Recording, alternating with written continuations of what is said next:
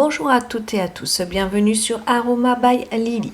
Cette semaine, je vais vous parler des animaux de compagnie. Donc cette vidéo va être divisée en deux parties. La première, je vais vous parler des chiens et la seconde, je vais vous parler des chats. En effet, les animaux démontrent une expertise naturelle en matière de phytothérapie en sélectionnant instinctivement des plantes spécifiques pour s'auto-soigner dans leur environnement naturel. Nous pouvons les soutenir en utilisant la médecine douce, donc les huiles essentielles, les hydrolats et les plantes, mais cela se doit se faire en collaboration avec un vétérinaire ou encore en les aidant à maintenir leur bien-être général. Cependant, il est essentiel de rappeler que pour tout problème de santé de votre animal de compagnie, le diagnostic et le suivi de l'évolution de sa condition doivent être confiés à un vétérinaire. Dans des situations urgentes ou graves, l'allopathie peut être une méthode de traitement la plus appropriée, du moins en première instance.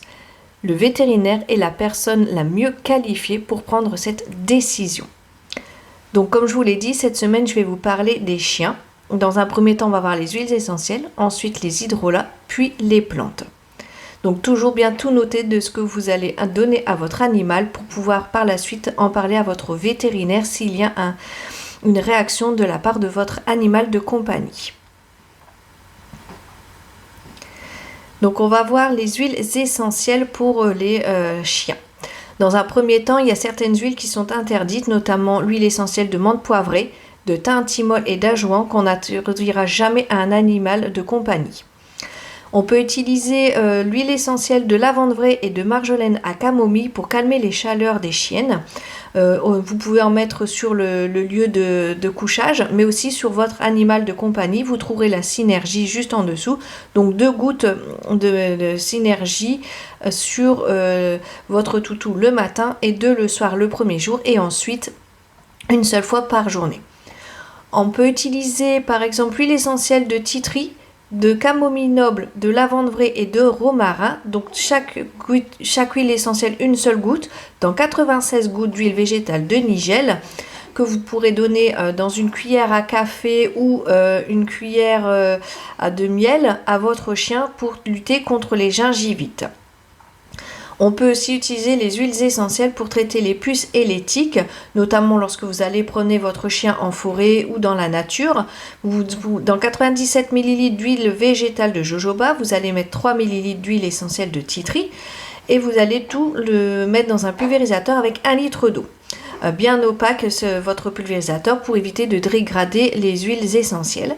Vous secouez bien avant chaque utilisation et vous en mettez sur votre animal de compagnie. Attention à éviter la tête, au niveau notamment des yeux et de son museau.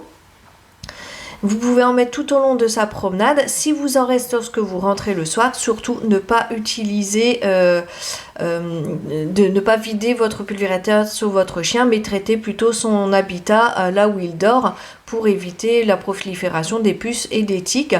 Vous pouvez avoir quelque chose de plus complet en rajoutant de l'huile essentielle de géranium et de lavande vraie à votre synergie.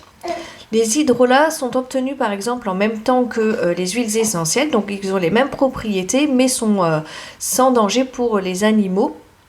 Donc, puisque leur concentration est beaucoup plus faible. On a l'hydrolat de camomille, de lavande et de rose. Vous retrouverez sur cette diaporama les façons d'utiliser ces différents hydrolats.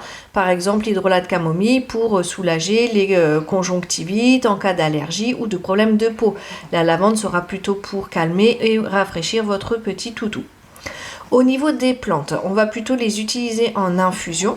Donc on va retrouver la plante de mélisse pour un usage thérapeutique puisqu'elle est plutôt calmante. Elle va lutter contre les dépressions, l'anxiété, les problèmes de digestion ou s'il y a une séparation que vous devez faire avec votre animal parce que vous partez en vacances et que vous le confiez à des amis ou si vous devez partir par exemple à l'hôpital et qu'il va y avoir une séparation, n'hésitez pas à utiliser cette plante. On a aussi le souci qui est plutôt là en lotion pour nettoyer par exemple les piqûres, les brûlures, en cas de conjonctivite, d'eczéma, mais aussi en tisane, vous pouvez les utiliser comme drainant en cas d'infection urinaire. Et le thym, que tout le monde connaît, a des propriétés antimicrobiennes et antispasmodiques, très efficace aussi comme en vermifuge. Moi, je l'utilise pour mes chats notamment.